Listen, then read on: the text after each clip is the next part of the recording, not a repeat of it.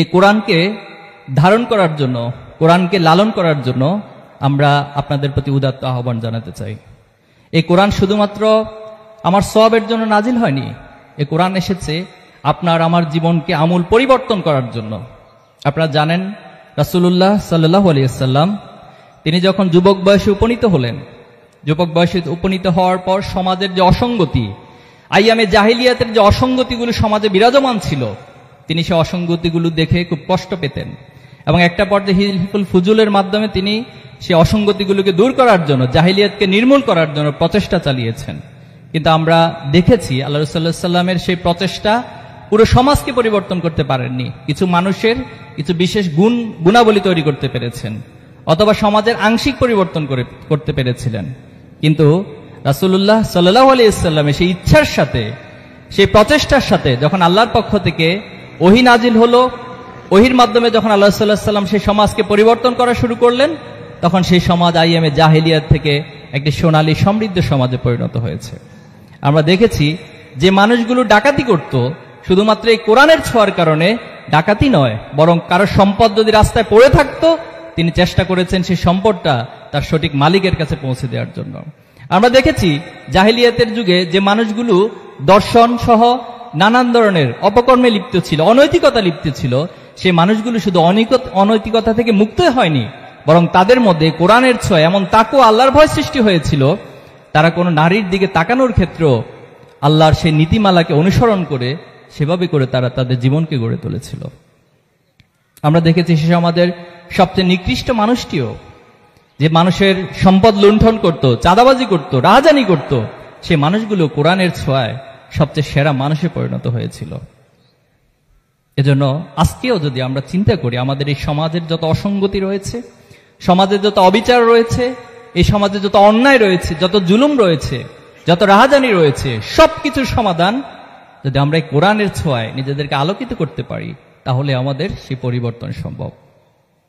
কোরআন তিনটি বেসিক জায়গায়, কোরআনে অনেকগুলো পরিচয় রয়েছে, এর মধ্যে একটি বড় পরিচয় কোরআন হচ্ছে হুদাল লিন্নাস, মানুষের জন্য হেদায়েত।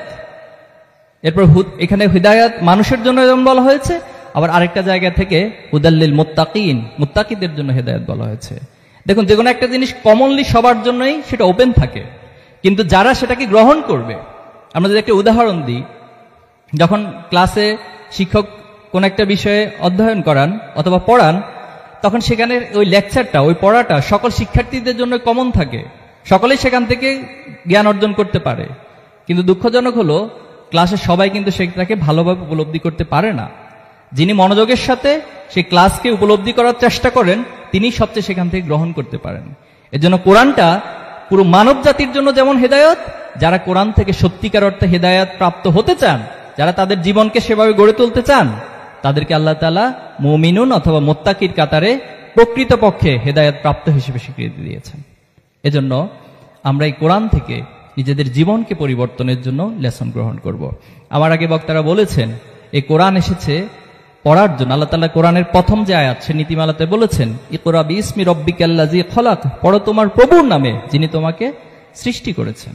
এজন্য কোরআনের করণীয় হচ্ছে আমাদের প্রথমত এটাকে পড়তে হবে। আল্লাহ তাআলা আরো অনেকগুলো স্টেপে কোরআনকে অনুধাবনের বিষয়ে বলেছেন। এর মধ্যে বড় দুইটি জায়গায় যেটা বলেছেন যে আফালা ইয়াতাফাক্কারুন, তোমরা কি চিন্তা ভাবনা করবা না? আফালা ইয়াতাদাব্বারুন, তোমরা কি এই কোরআন নিয়ে গবেষণা করবা না? এই কোরআন নিয়ে চিন্তা করা, ভাবনা করা। যিনি যত বেশি চিন্তার গভীরতা যেতে পারবেন, তিনি এই কোরআন থেকে তার জীবন পরিবর্তনের জন্য, সমাজ পরিবর্তনের জন্য যে প্র্যাকটিক্যাল থিওরি, সেটি তিনি আবিষ্কার করতে পারবেন। আমরা এই দুনিয়ার হাজারো মতবাদ দেখি, বিভিন্ন নামে সেটা বিবর্তিত হয়ে এক এক সময় এক এক মতবাদে পৃথিবীবাসীর কাছে হাজির হয়। অথচ আজকে যারা পৃথিবীতে শান্তি প্রতিষ্ঠার কথা বলেন, যারা পৃথিবীতে মানবতা প্রতিষ্ঠার কথা বলেন, যারা আমাদের কাছেও মানবতার ফেরি নিয়ে হাজির হন, আমরা দেখি পৃথিবীতে সবচেয়ে মানবতা বিরোধী কাজ তারাই করে থাকে। আমরা দেখি পৃথিবীতে সবচেয়ে অশান্তির মূলে তাদের সকল চক্রান্ত এবং তাদের কার্যক্রমগুলো নিহিত।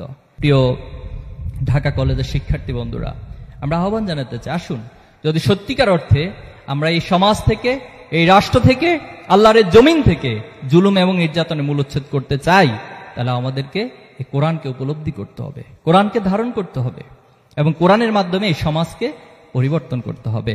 জুলাই আগস্টে যারা জীবন দিলেন গত বছর, নিঃসন্দেহে এই জুলাইয়ের স্পিরিটের মূল তত্ত্বই হচ্ছে এ জমিনে কোনো বৈষম্য থাকবে না, কোনো জুলুম থাকবে না, কোনো অন্যায় থাকবে না, কেউ কারো উপর কোনো কিছুকে চাপিয়ে দিতে পারবে না। সবাই তার মুক্তভাবে তার চিন্তার স্বাধীনতা, তার আদর্শের স্বাধীনতা সবকিছু তার জন্য গ্রহণ করার সুযোগ থাকবে।